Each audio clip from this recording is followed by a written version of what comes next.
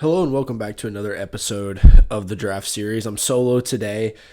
John is only gracing us with his presence on some of the bigger draft prospects this year, but I'm going to cover some of the guys that are likely to go at the end of the draft, maybe a couple of which will fall undrafted in the 2026 NFL draft. Today we're going to be talking about Sawyer Robertson. Robertson was the quarterback at Baylor for 3 years, started primarily for two of those after beginning his college career at Mississippi State. Robertson was born in 2003, so he's a 23-year-old, about a normal age at this point for a guy coming out. Not a huge concern with age, but also is not a guy that's on the younger side of this year's draft. The main selling point with Robertson as a mid to late round prospect, which is what we're talking about here, is a guy with prototypical NFL size and arm strength. Like I said, he's 6'4". He's 216 pounds, so not the thickest guy, but big enough where the size is not going to be a concern, and the height is certainly a plus for him. And Robertson pairs that prototypical size with strong arm strength. So when you watch some of his best throws, you see a guy that looks like an NFL quarterback. It looks like a guy that has physical tools that you would be looking for. Robertson's best and most impressive throws are those laser type of throws, mostly over the middle of the field. He does a very good job of fitting the ball into tight windows. Sometimes he waits a little long and forces those tight windows himself, but overall he's a very strong line drive thrower, and you'll see throws 15, 20 yards down the middle of the field where he pins the ball on receivers, sometimes to the point where they struggle to make the catch because it's such a laser of a throw. As far as the other good things you see with Robertson, he's pretty brave against pressure. He does a good job of hanging in the pocket. We'll talk about some of his pocket behavior and the negatives in a few minutes because you certainly see that pop up on the flip side. But overall,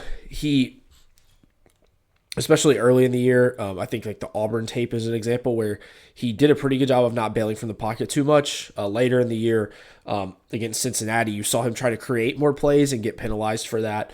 But overall, he does a good job of continuing to fight through pressure and trying to get throws off. And he's got a pretty quick release at times. I think that goes back to the arm strength. He's able to get throws off quickly and still get a reasonable amount of velocity on the ball. So overall, pretty strong physical tools from an arm strength perspective for Robertson.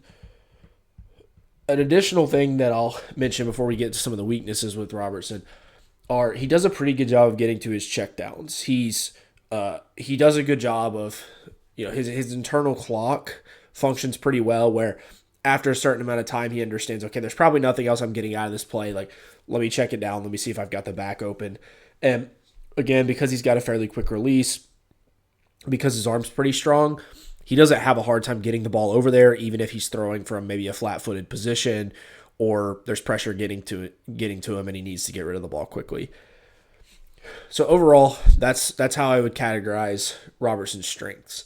Now for some of the places he struggles with. I just talked about his ability to get to the check down from a mental perspective, but one place where he struggles in that regard is he's not a very accurate thrower. And I would say this accuracy concern applies to all levels of the field. You probably see it the most on intermediate to deep throws where there's some significant spray that happens. He will miss high a lot, but you also see it on the short accuracy. There's checkdowns that he misses on, but the place you notice it the most is on screen passes. His ball placement on screen passes is very poor.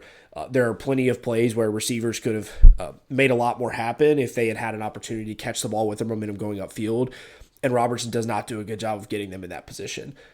I think part of this is generally he's a little bit of an awkward thrower. He throws flat-footed more than almost anybody you'll ever watch, and this is because he's a little bit more of a statue pocket quarterback, but there are so many times where he's got room to step into throws, and he still just really doesn't do it.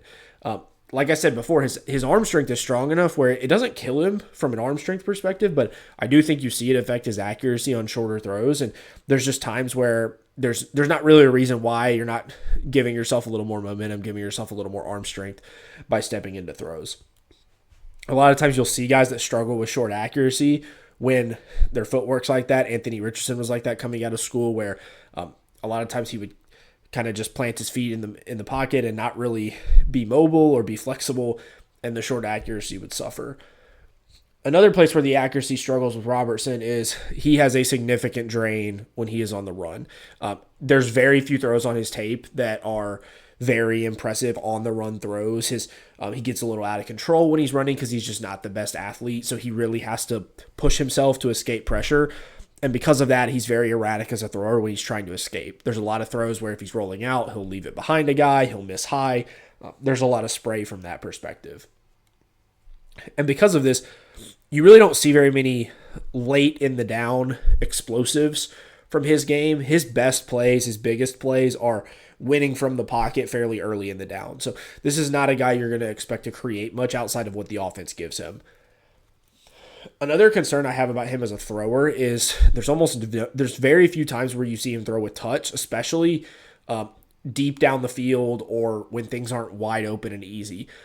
The few times you see it are fade balls in the end zone when he's got time to really think about it and process that's the type of ball that needs to be delivered, or throws where you see guys break wide open and he understands he's got time. But you don't see it happen very frequently outside of some of those easier circumstances, and there's times where it results in drops because there's just a ton of velocity on the ball. There's other times where it's just not the right ball to be delivered. Underneath, defenders can get their hand on it, or a defensive lineman can tip the ball at the line of scrimmage. You just don't see very much touch on his tape. On top of that, you don't see much pocket movement at all. So I mentioned earlier he struggles to get out of the pocket. He struggles to move in the pocket too.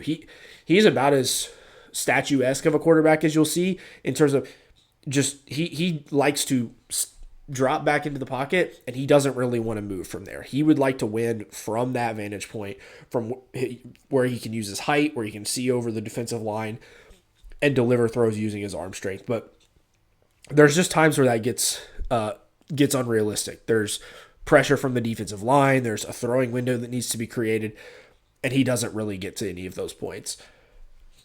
It's hard to remember very many quarterbacks I've watched that are as statuesque as he is in the pocket. We talked earlier, he doesn't have much escapability either. This is one of the reasons he really plants himself in the pocket, because there's not much that's going to happen once he gets out. There are a few times where you see him get momentum as a runner. They try to use him as a designed runner some, and he's not super physical in that either, but he's at least a solid enough athlete where if he gets some momentum going, he can pick up a few yards on the run, but he's not going to make anybody miss, and he doesn't get going very quickly, so scrambling out of the pocket is pretty difficult for him. The last thing I'll mention in terms of some of the things Robertson struggles with is the processing also, I think, leaves a little bit to be desired at times. There's a lot of examples in the Arizona State game where he gets off routes early that if you can feel are about to come open and gets down to the check down. So we talked earlier about how yes, his clock's decent. He does a pretty good job getting to the check down on time. But there's times where if he just took one beat later, he's got an explosive play waiting for him. And instead it turns into a 3 or 4 yard gain. And so there's just a lot of explosives that are left on the table because of his play style. I think part of that's he knows he's a statue in the pocket. He's not going to go make a bunch of guys miss. So he's trying to get rid of the ball before a negative play happens, before a sack or a fumble takes place. But there's times where you would like to see him understand the concept, wait another half beat, and make a play deep down the field. So that's a breakdown of Robertson's strengths and weaknesses. Very traditional pocket quarterback, a guy that does have some strong tools, but has clear weaknesses in his game as well that could make it difficult for him to compete with NFL level athletes. Have 4 clips to talk through today. All of these are going to come from the Auburn game, which was their first game of the season. Some of the toughest competition that Robertson faced at the collegiate level was this game against Auburn, where Auburn was the more athletic team, the better team. They ended up winning this game. Let's look at this first clip. This is a good example of where you see Robertson struggle with some lack of touch as a thrower. So Robertson drops back. It's a simple play action read here, and he's got one-on-one coverage. He just misses this throw by 4 or 5 yards. You just don't see very many times. Like he tries to throw with touch. It's just not something he succeeds with very often. Again, there you'll kind of see the footwork is fairly slow. There's not a ton of movement. He doesn't really step into the throw. It's just kind of a lob, not very accurate. You just see this a lot on his tape where the accuracy leaves something to be desired, and you miss out on, if this is a great throw, maybe you get a contested catch, but instead it's kind of just a wasted down. The next clip you'll see here, and this is 4th down and 8. So a big play against Auburn. Auburn comes out showing pressure, and they do send it.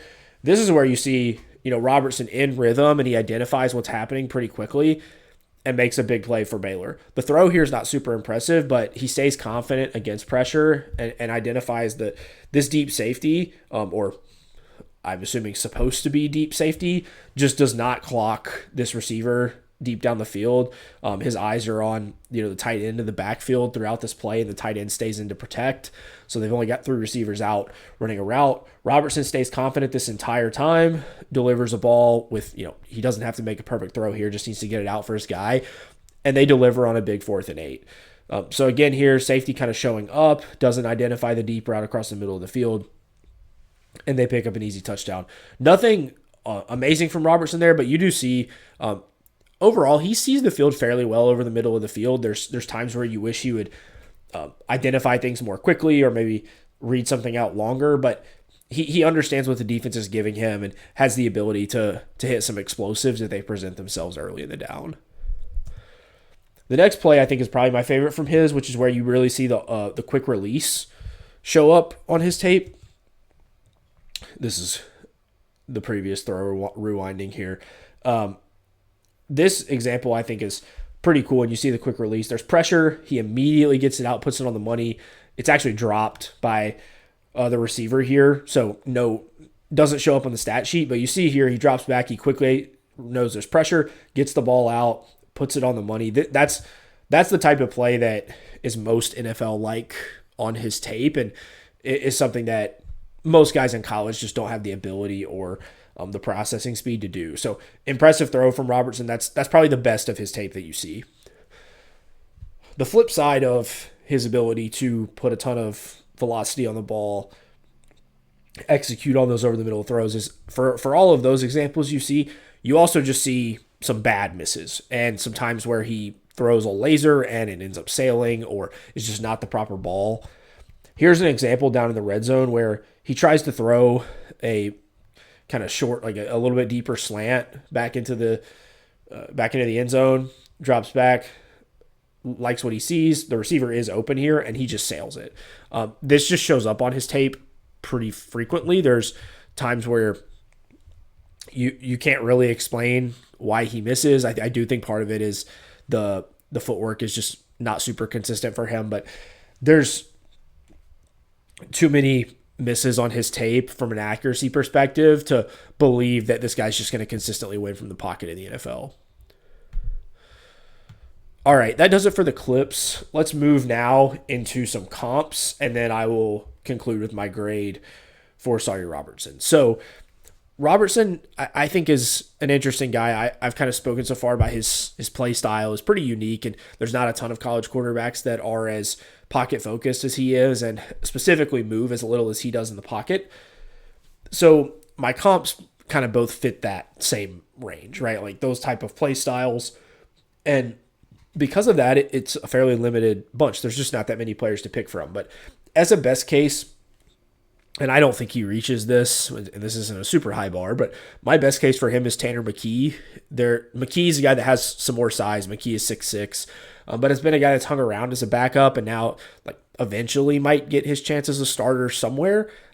I think McKee is probably a little more toolsy than Robertson is, and so Robertson's play style might be similar, but I'm not sure the tools fully match up with what McKee is.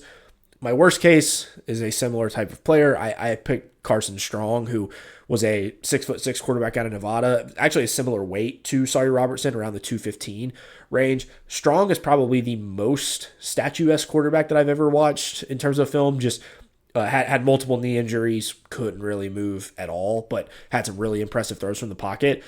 I would say Robertson's probably living somewhere between those, where he's not as much of a statue as Strong, but McKee probably displays a little bit more movement than either of those other two do, and has more impressive physical tools, throwing the ball, is a more consistent player, etc. So Robertson, to me, is a guy that I'm not sure has the physical tools to succeed at the next level, combined with the fact that the accuracy is a struggle, the processing isn't great. For all of those reasons, I am not sure he'll get drafted. I lean towards an undrafted grade for him, but somebody that I'm sure will be picked up pretty quickly as an undrafted free agent and will have the opportunity to compete in training camp for a QB3 role somewhere. But overall, not a ton here from an NFL perspective, and would not be surprised if he goes undrafted. So that's going to do it for today's episode on Sawyer Robertson. We'll be back with some more combined episodes, some more solo episodes on some of the late round guys. So keep tuning into those, and thanks for watching.